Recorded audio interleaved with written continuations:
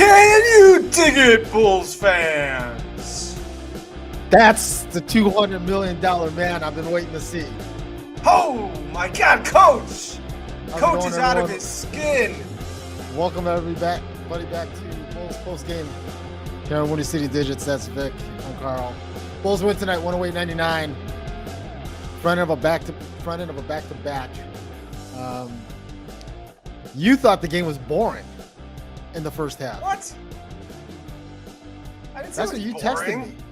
You said in the first half, I'm going to check this text. That's exactly what you said to me. Tell me the text. But you know what we should play for Zach LaVine being the $200 million man? We should bring out that old Lee Majors Bionic Man. The $6 million man? Whatever it was. It was. Yeah. So Bulls win tonight, 108-99. Go on a massive run in the fourth quarter, fueled by Zach LaVine, who outscored basically Skokes. What's going on, brother? That basically outscored the Nets in the fourth quarter. Zach just caught on fire in the fourth quarter. 29 points, 4 rebounds, 5 assists. He had 5 assists in the first quarter, by the way. Zach looked that's the best Zach has looked all season, like most comfortable. But he didn't look good besides that fourth quarter. He was missing a lot of shots, man. I mean, actually, the Bulls were missing a lot of shots that first half. It wasn't a really good first half. That second quarter was horrendous. Katie, thanks for checking in. Yeah, look, our shooting percentage wasn't great. I mean, we were only 43% from the field. They were 48. DeMar was 8 for 21. Patrick was 5 for 10. Vooch was 3 for 8. Yeah, Vooch had a bad game. I was the one who shot well tonight. He was 7 for 11. Dragic, again, off the bench was huge. Off the bench, 15 big points off the bench tonight. So yeah, he kept us in that. He kept us in that second quarter. Yeah, it just seemed like the Nets couldn't get over that 10-point lead mark. Like it just hovered between 8 and 10, and we just kind of hung in there. And then the third quarter, we made a little mini run. And then the fourth quarter just kind of just ran away with it. Yeah. Do you know what's wrong with the Nets? There's a lot of things wrong with the Nets right now. Well, one of the things I could tell. Well, first of all, you are right in those back-to-back games. So they had a game last night, but Durant cannot put. They looked exhausted. Well, they were on the back end of a back-to-back. I know, and Durant looked tired, man, and it showed. That man is getting old. He still can hoop. He's still one of the best hoopsters out there. But dude, he was tired. And the fourth quarter, he looked tired. He was. You know what I was surprised by? Patrick Williams had a pretty decent game, man. 12 and 7. 12-7, 2 blocks. Yeah. 1 steal, 1 assist. 2 mean blocks, man. And he in the first quarter, he played some stellar defense against Durant. Durant wasn't getting easy shots in that first quarter. And then when Patrick Williams went out, that's when Durant started getting hot. But no one could guard Durant. I didn't see anyone guarding Durant very well except for Patrick Williams. So you usually, you're the one that kind of brings up the point that the 3-point shooting defense is terrible. What'd you think of it tonight? The first half, it was terrible. It was terrible in the first half. Look, the Nets had their career high, their season high percentage of 3-point shooting in the first half. Which was what? 50%. Yeah. Well, some of those, look, Durant had some of those threes, and to me, it looked like there was always a hand in his face every single time. In the first half? Yeah. Was that when you were curled up on your couch falling asleep? Yeah, that's when I felt, yeah. We don't talk about one of us falls asleep at halftime, so. Or when we're gone, yeah. Second quarter was really ugly. Even though the Nets only outscored us by 4 points, it was not a pretty second quarter. No, the good thing tonight is that we didn't fall behind huge in the first quarter. I think we only gave up like 20 something points. We didn't give up the 30 that we normally give up. So that was good. I mean, we only gave up we gave up 27 points in the first quarter. We scored 25. So at least we were in it. We weren't clawing our way back into it. Actually, we played a really solid first quarter. We weren't making shots in the first quarter. We had a lot of good looks at the basket. We just were not making shots. But I would tell you this too. You heard? Were you watching on TNT or listening to on TNT? Yeah, that was the only way you could watch the game tonight was on TNT. Well, I mean, some people will mute it and listen to the broadcast on the radio. Yeah. No, I watched the game on TNT. I did too, but the Bulls. They kept on mentioning how every score was going downhill. You heard Reggie Miller say it over and over again. Dosunmu, I don't know how many of his shots were layups. That guy must have made 5 layups driving on Kyrie or I forget what that other young guy is. Sumner. Yeah. I mean, no, yeah. I thought Io was the player of the game before Zach got hot. Yeah, I like he had the best shooting night. He went 7 for 11. And I agree offensively, yeah. Yeah, and I'll agree with Jeffrey here. Look, that's tonight. They were pressing. They were the aggressor in the fourth quarter. Like they weren't backing down. And I think Reggie Miller mentioned it too in the broadcast. Like they were moving the ball. The ball was moving in the fourth quarter. Game. Yeah, they were moving the ball. I mean, Zach. Some of those shots. Zach took one from like a different area code there in the fourth quarter. I know you texted me that, man. But that was in the flow of the offense. Like those passes, it wasn't like he was dribbling forever. Like those passes came to him. He came off a screen, just came up and fired, and was in the zone tonight. So, look, against a team like that, you had to close out strong. Yeah, so Nets have some weaknesses, man. They are not a good team. So if we would have lost that game, I would have been highly disappointed. Highly disappointed. Look, the Nets don't have a bad roster. I mean, they have some weaknesses? Yes, they do. But at the end of the day, they still have Kyrie and Durant. Claxton is still, Claxton was 4 for 4. Had 1 block, 10 rebounds. Joe Harris shot 2 for 7 from deep. Royce O'Neal was 4 for 6 from deep with 20 points. So, man, if Kyrie Irving would have just had a decent game, like he shot 16% from the field, if he would have hit like close to 40%, we lose this game. How many shots did Kyrie actually take? 6. He took 12. Well, that's surprising, actually. In the first half, I think he was 0 for 2 or something like that. He didn't take any shots, and he didn't score until the third quarter. He looked dead.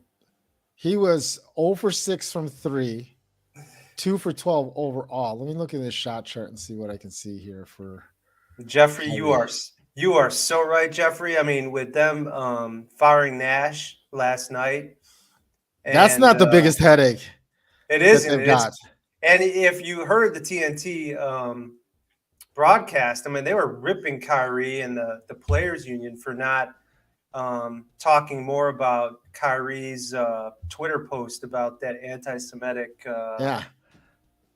I mean, I honestly don't know much about it, but they were ripping him. But the Bulls, great game. They are now 4 and 4. Mm-hmm. Could easily be 6 and 2. Honestly, yeah. They could be 6 and 2. They got a tough game tomorrow night on the back-to-back in Charlotte. I don't think Zach's going to play tomorrow. I don't think, even though he was hot tonight. They said it was questionable whether he was going to play tomorrow night, but I think most people know that they're going to sit him. Yeah, I mean, he was questionable for tonight. I think they were just trying to decide, did they want to play him tonight or did they want to play him tomorrow night? I think the fact the game was on TNT, it was a national game, I think was a huge factor into that. Yeah. Tonight. If they don't have Zach tomorrow, It'll be interesting to see how they do with the lineup. They're still down Kobe. They're still down Drummond. Mhm. So could be a night where maybe Dalen Terry gets a couple more minutes into the game tomorrow. Just to give him some spot minutes and to give some other guys some rest on the bench. A little wrench one. Wrench, It wouldn't yeah, hurt because Royce was giving it to Vooch. Vooch was getting it into with Royce. You see that when you're the Royce? only guy you're the only guy that I know that every single time I slur my words or I mix them in together or I don't enunciate, you were the first guy to jump all over that. So I appreciate No, that. but Thanks a it lot. was a perfect opportunity to talk about the rough play. I like that Vooch went back down low the very next play. They gave it to him. Well, actually they tried to feed it to him and he kind of slipped. Yeah. Um, I like that intensity, man. Yeah, The intensity in the fourth quarter was good. I thought the best part about the fourth quarter also was the fact that they didn't lose their heads. Like they didn't complain like if a call went against them or like something didn't go their way or they didn't get a call. They didn't Yep. say anything. Like they just got back down the court. There was one play in the fourth quarter. Durant absolutely hacked Vooch in the post. Yeah, Like totally. it was a hammer. Like it was like a It was throwdown. hammer time. And they didn't call it, but Vooch didn't complain. He just got up, It hit Vooch's foot and went out of bounds, and they gave it to Brooklyn. went down the Yeah. field. Uh, Hey, the defense at the end too. Sloppy passing by the Brooklyn Nets, by the way, but there were some really good timely steals at the end of the game. There was some really. I would also give props to Zach on his defense in that fourth quarter. all of them.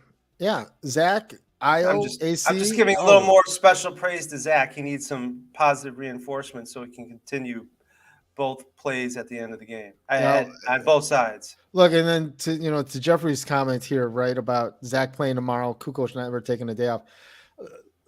Unfortunately, it's a different day and age now, right? I mean, It's not up to the player as much as they want to be. From what I understand, Zach wants to play. yeah, I think Zach wants to play too, right? But they're, obviously they're trying to protect the two.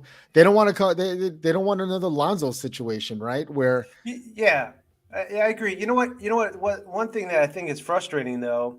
Okay, so they signed Zach $200 million. They knew Lonzo. Well, maybe they didn't know to the extent that Lonzo was hurt, but I find that hard to believe. Because Lonzo was even saying he was having a hard time walking in the summer. I don't know if that was before or after the Bulls signed him, but why? Okay, and I like Zach LaVine. Why do you sign a $200 million guy who you're going to then put on rest on back-to-backs and in certain times of the year when you already have another guy that's going to be out almost half the year? Do you want to make the playoffs? Because I know the goal is to make the playoffs, but the goal is also to win a series in the playoffs. And if they don't get to the playoffs, then what? If this team doesn't make the playoffs, we're going to have some decisions, AK and M. They're going to have to make some different decisions about this squad. look, you're 8 games into this contract, right? In the summer, Zach was working. Look, Giving an alternative point of view here. Look, when they signed that contract, right? They obviously knew that Zach had the surgery before that. They got every indication that everything was good. Zach was working out in the summer. Everything was great, right? Everything was great. And then he wasn't working out in basketball terms, though. He was, he was working out. He was working out. He wasn't playing. He wasn't playing the Drew League like DeMar was, but he was working out. He was at the Bears Fit Camp working out with you. Don't lie. No, are you crazy? He was working with different coaches over the summer and working with different players. He just wasn't playing games. This is fun. This is fun, me getting to mess with you. You're nuts. We're doing a reverse role here. Carl usually is the Zach hater. So I thought I would give him some fuel for the fire, but he's not baiting. No, I'm not. All right. So what other positives you see? Vooch, 15 rebounds. You got to out rebound Brooklyn. All they have is Claxton as a rebounder on that team. So if you don't out rebound Brooklyn, you're in some serious doo doo. I said Well, doo doo. Durant normally gets some of those rebounds, but he was so hot from outside that I don't think he was really anywhere near to the net to get any kind of rebound. And so, look, the rebounding was good. Vooch had a pretty solid game. How many assists did the Bulls have? Well, they only had 20 assists, man. Usually they don't do too well on 20 assists, the Bulls. How many field goals did they have? 39. So it's like assist on 50%. They shot 40, almost 44%. Brooklyn but I'm had saying 14 less shots. What are you saying? I'm not. Sometimes I have to explain things to you. I got to use slow words. They scored 39 baskets. Yeah. They had 20 assists. Good job, man. Which means they had assists on over 50% of the baskets that they made. Okay. All I'm saying is the Bulls do better when they have a higher number of assists, and usually 20 is not good for this team. It usually isn't. Usually it's upper. If the Bulls are getting around 25 plus assists, they're smoking. They're hot. I think it's all based on the percentage of baskets that you're making. Well, it is a little bit too. But look, they scored. End of the day, they outscored the Nets, closed it out in the fourth quarter. After you would think if Durant scores 30 on a given night, you're going to be in trouble that night. But thankfully, Kyrie had an off night tonight, and that definitely helped contribute to the win tonight. So we are off to Charlotte. Yeah, me and you. Yeah, we're going to Charlotte. We're going to Charlotte, and we're going to do it live. What time is our plane leave for Charlotte? At the wee hours, man. We're going to be taking off soon. It's here in the United Center. So us going to Charlotte would be kind of useless unless we're planning to watch a game at a bar in Charlotte. Yeah, I don't know if that would go well for us. Was Jerry at the game tonight? I didn't see him in the crowd. Did you? I didn't see him. I did not. Oh. Charlotte is 3-4 as well. Let's get Morris's comment here. Go ahead. I'm looking at Charlotte's Morris. Pat started off with aggressive defense on KD tonight, bigger than that aisle offensively. Complimented Zach's fourth quarter heater too. Yeah, those three. Yeah, I agree with that. I agree too. Yeah. Taking a look at Charlotte, by the way, they've beat San Antonio, Atlanta, Golden State in overtime. They've lost to Sacramento, Orlando, the Knicks, and the Pelicans. Yeah, they're 3-4 right now. So, and I don't think they played tonight, right? So they're waiting for the Bulls to get into town. And they could put up some numbers, man. Yeah, they just played Sacramento the other night, lost to them 115-108. Yeah. They've scored less than 100 once. But most of their games are scoring 110 plus. So the Bulls perimeter players have to be ready for this game. This is going to be another Charlotte Hornets record of 3-point shots or something. Well, look, it'll be interesting tomorrow because this is the back end of a back-to-back, and all of you guys are ripping on me because you're telling me it's too early in the season and that they should have their legs. But back end of a back-to-back is tough on any NBA team, and the Brooklyn Nets proved that tonight. They had a head of steam for the first three quarters, and they just completely fell apart. And you said it yourself, they looked exhausted in the fourth quarter. They did, but the part of the problem with the Bulls has been even on the back-to-backs is at least they had a full squad. Now they've got some injured guys. They've got some banged up guys. Even DeSumo, he's not completely healthy. He's been dealing with a knee contusion, and he had that head injury and neck injury too. Caruso, I thought, was hurt too at one point. He does. He's dealing with a calf injury. Yeah, so there's a bunch of Bulls players, and on top of it, coming after, I worry more about this back-to-back. And then coming off those back-to-backs, they've been very flat the first quarter. This was a very good first quarter for the Bulls. Yeah. So if they come out strong, first quarter. Yeah, 27 points overall wasn't, for the first quarter wasn't bad at all. So Amen, bro. We'll have to see. We'll see how it goes tomorrow night. So tomorrow's Wildcard Wednesday for us / Bulls post game. Bulls win tonight, 108.99. Big win tonight. Get us back to 500. We'll see how it goes tomorrow. We're going to be doing a video sometime later today or tomorrow morning. That'll be out there about the Bears. So check out that. If you haven't had a chance yet, hit the like, hit the subscribe, hit the bell, get notified of future episodes. We'll see you guys in the next video. Peace. Love.